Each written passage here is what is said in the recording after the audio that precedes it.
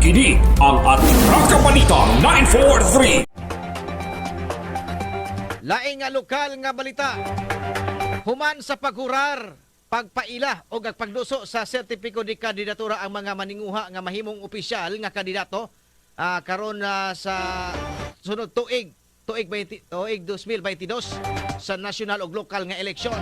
Giklaro karon ni Negros Oriental Governor Ruel Ragay Digamo nga dako kay pasalamat sa mga katawhan sa lalawigan sa Negros Oriental tungod kay sa pagmintinar niya o maayo nga serbisyo alang sa tanan.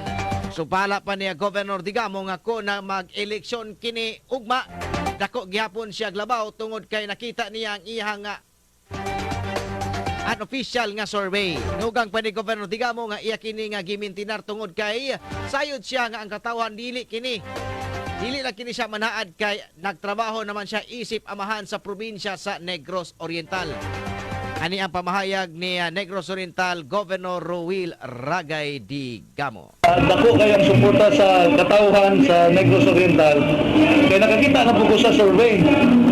Kung mga eleksyon taong murag dako ra gyapon ta kayo labaw. So ako ra ning i-maintain. Kaya balon naman mo. Ako dili nako mo promise, wala man ko ang i-promise. Kay gatrabaho naman ko. Nakita naman ninyo ang atong mga agi.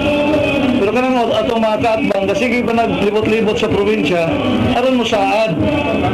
So, di nang dapita, advantage na. Kaya na naman tayo mga agi, sila mo saad pa man. Kini ang Atraka Balita 943. Si Negros Oriental Governor Ruel Ragay Digamo. Kini ang Atraka Balita 943. Ang matag katawhan adunay katungod mahibalo sa nagkadaiyang isyu man nasyonal o lokal. Balita nga importanteng masayran ni Juan de la Cruz. Prinsipyo, katungod ug baruganang tintugan. Kini ang Atraka Balita 943. Atraka Balita 943.